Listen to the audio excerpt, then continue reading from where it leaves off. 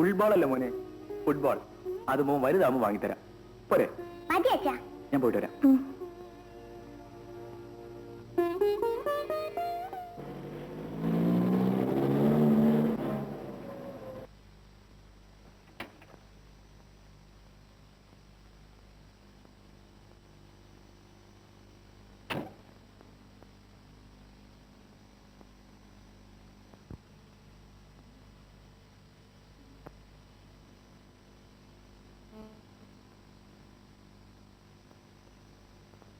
എന്നെ മനസ്സിലായോ? ഇല്ല, ക്ഷമിക്കണം. ഞാൻ മോഹന്റെ അമ്മയാണ്.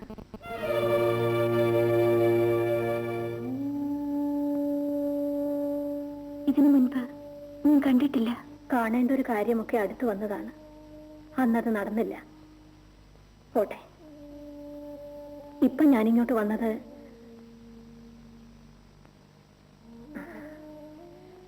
മോനായിരിക്കും. അതെ. എന്താ പേര്? കണ്ണൻ. കൊള്ളാം, നല്ല പേര്. മോൻ അപ്പുറത്ത് പോയിരുന്ന് എഴുതുവോ? കണ്ണൻ മുറി പേരിന് എഴുതിക്കൊള്ളൂ. ഇരിക്കാലോ.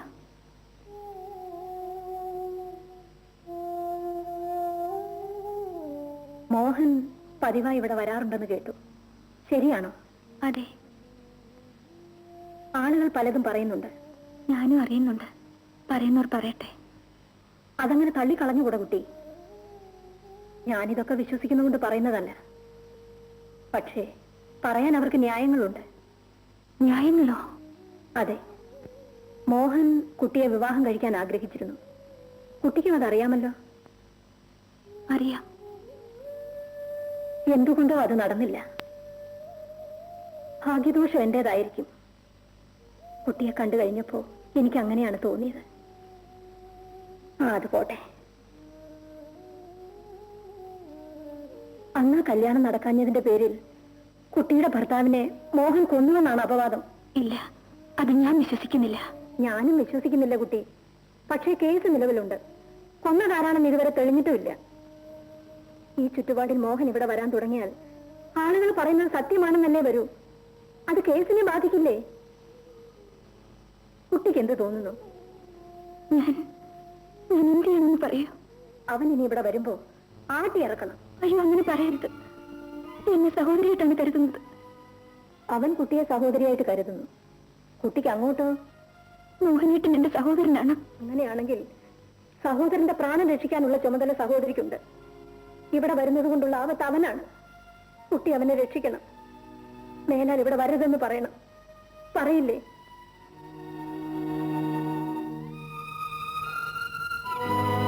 പറയില്ലേ രാധികെ?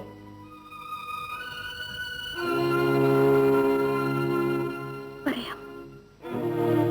മതി, വരട്ടെ.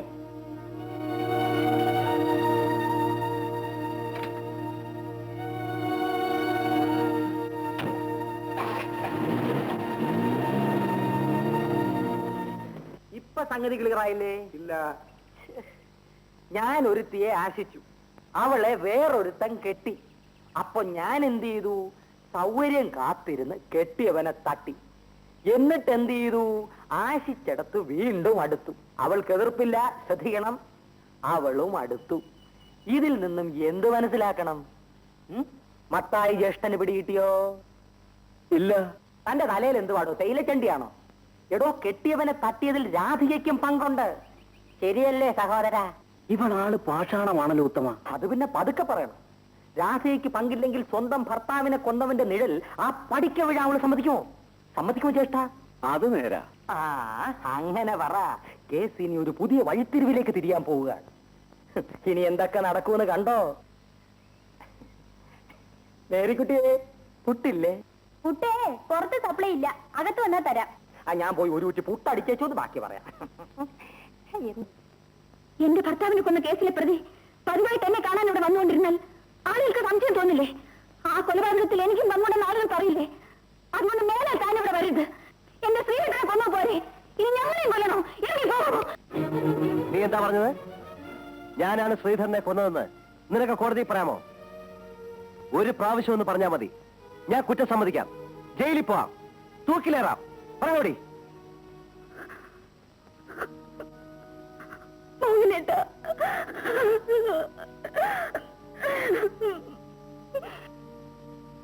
എന്താ സംഭവിച്ചെന്ന് പറയൂ.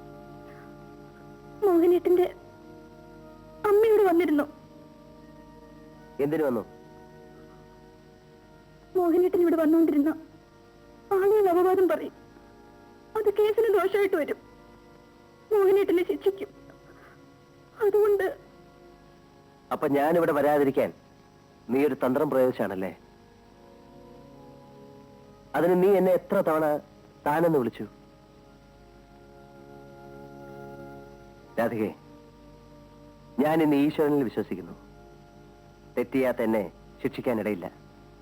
അഥവാ ശിക്ഷിക്കുന്നെങ്കിൽ ഇതിനു മുമ്പ് പലപ്പോഴായി ചെയ്തു പോയ തെറ്റുകൾക്കെല്ലാം കൂടിയുള്ള വലിയ ശിക്ഷയാണെന്ന് കരുതി ഞാൻ സമാധാനിക്കും.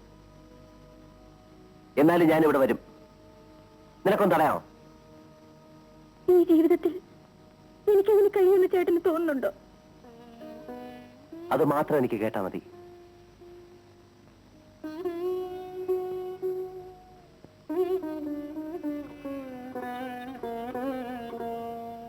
ഞാൻ അവിടെ ചെന്നിരുന്നെന്ന് രാധിക നിന്നോട് പറഞ്ഞു. ഇല്ലെങ്കിൽ ഞാൻ അറിയോ അമ്മ എന്തിനാ അവിടെ പോയത്? അതിരിക്കട്ടെ, നീ എന്തിനാ അവിടെ പോകുന്നത്? ഞാൻ പോകുന്നത്... പറയടാ, നീ അവിടെ പോകുന്നത് കൊണ്ട് ആളുകൾ എന്തൊക്കെ അപവാദങ്ങൾ പറയുന്നെന്ന് നീ അറിയുന്നുണ്ടോ? എല്ലാം ഞാൻ അറിയുന്നുണ്ടമ്മേ. പോകുന്നത് എന്തിനാണെന്നാ ഞാൻ ചോദിക്കുന്നത്. രാധികയെ എനിക്കിഷ്ടമാണ്, അത് തന്നെ കാര്യം. നിനക്ക് അത്രയേറെ ഇഷ്ടമാണെങ്കിൽ അവളെ അങ്ങ് വിവാഹം കഴിക്കടാ. എന്താ, ഒരിക്കൽ ആലോചിച്ചതല്ലേ? ഇപ്പൊ ഭർത്താവ് മരിച്ചു നിൽക്കുക. ആളുകളെ കൊണ്ടിങ്ങനെ അപവാദം പറയിപ്പിക്കുന്നതിനേക്കാൾ അതാണോ നല്ലത്? അമ്മാവാ, അമ്മാവാ. എന്താ മോഹൻ? എന്റെ അച്ഛൻ, അതായത് അമ്മയുടെ ഭർത്താവ് മരിച്ചുപോയി. അമ്മയുടെ ഏക സഹോദരനായ അമ്മാവൻ ജീവിച്ചിരിക്കുന്നു. അമ്മയ്ക്ക് അമ്മാവനെ വിവാഹം ചെയ്യാൻ കഴിയോ? എന്താ, വിഷമം തോന്നിയോ?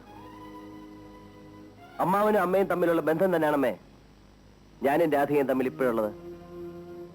അവൾ എന്റെ സഹോദരിയാണ്.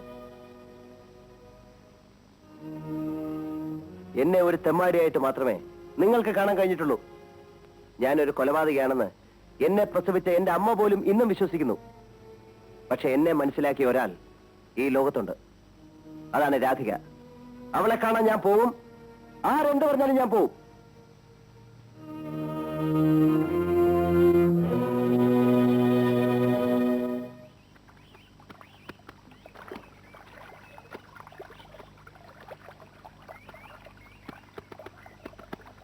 ഉത്തമ, അയ്യോ പൊന്നാശാനെ രക്ഷിക്കണം, തട്ടിക്കളയരുത്. ഇവിടെ വാ. നീ നാട്ടിൽ നിന്ന് പോയില്ലേ? അയ്യോ, ഞാൻ എങ്ങോട്ട് പോവാൻ ആശാനെ? സാറയുടെ വീട്ടിൽ ഇപ്പൊ പോകാറില്ലേ? എന്തിന്? ആശാൻ അവിടുന്ന് പോയ പുറകെ അതുങ്ങളെ പോലീസ് തൂത്തുവാരിക്കൊണ്ട് പോയില്ലേ? നീ ഇപ്പൊ എന്ത് ചെയ്യുന്നു? ജീവിക്കാൻ ഒരു വഴിയില്ല ആശാനെ. സത്യം പറഞ്ഞാ പട്ടിണിയാ. ഞാൻ നിനക്ക് കുറച്ച് പണം തരാം. എവിടെയെങ്കിലും പോയി എന്തെങ്കിലും ജോലി ചെയ്ത് ജീവിക്കാമോ? ശരി ആശാനെ. എങ്കിൽ നീ വീട്ടിലേക്ക് വന്നേക്ക്. ഒന്ന് നിൽക്കണേ ആശാനെ, ദൈവം അനുഗ്രഹിക്കും. എന്റെ ഭഗവാനേ, നിന്തിരുവടി, ഞാൻ വീണ്ടും രക്ഷപ്പെട്ടു.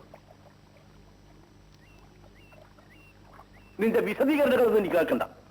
ഇനി നീ ഇവിടെ താമസിക്കാൻ ഞാൻ സമ്മതിക്കില്ല. നിന്നെ കൊണ്ടുപോകാനാണ് ഞാൻ വന്നത്. ഇന്ന് തന്നെ പോകണം. അച്ഛൻ എന്തായി പറയുന്നത്? ഈ വീടും ഇവിടുത്തെ കൃഷിയും മോന്റെ പഠിത്തമൊക്കെ ഉപേക്ഷിച്ചിട്ട് ഞാൻ പോരാനോ? വീടിന്റെയും കൃഷിയുടെയും കാര്യങ്ങൾ നോക്കാൻ വേണ്ട എല്ലാ ഏർപ്പാടുകളും ഞാൻ ചെയ്തുകൊള്ളാം. കണ്ണന്റെ പഠിത്തം അവിടെയും നടക്കും. എനിക്ക് അതിനേക്കാളൊക്കെ വലുത് അഭിമാനമാണ്. അതിന് അപമാനത്തിന് ഇവിടെ ഒന്നും ഉണ്ടായില്ലല്ലോ. ഇല്ലേ? ശങ്കരൻ നായർ കത്തയച്ചിട്ടാണ് ഞാൻ വന്നത്.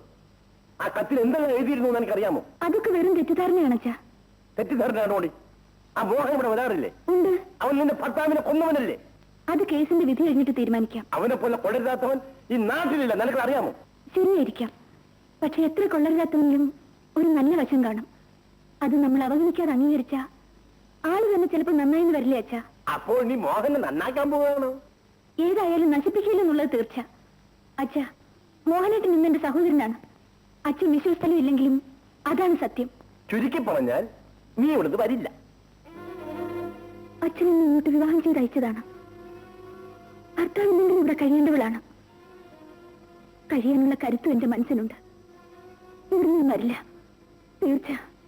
മോളെ, നിന്നെ ഞാൻ ഇങ്ങോട്ട് അയച്ചത് കല്യാണം കഴിപ്പിച്ചാണ്, ഉപേക്ഷിച്ചല്ല. ഇങ്ങനെയാണെങ്കിൽ ഉപേക്ഷിക്കേണ്ടി വരുമെന്നാണോ അച്ഛന്റെ ഇഷ്ടം? മോളെ, കുഞ്ഞുനാൾ മുതൽ തെറ്റ് ശരിയും ചൂണ്ടിക്കാണിച്ചെന്ന് എന്നെ പഠിപ്പിച്ചത് എന്റെ അച്ഛനാണ്. ഞാൻ തെറ്റിയെന്ന് അച്ഛന് തോന്നുന്നുണ്ടോ? അങ്ങനൊരു സംഭവം ഉണ്ടായ പിന്നെ എന്റെ ശവം അച്ഛൻ കാണും. അച്ഛൻ പോകുന്നു മോളെ, അച്ഛൻ പോകുന്നു. കണ്ണിനെ കാണണ്ടേ? ഇനി വരുമ്പോൾ കാണാം.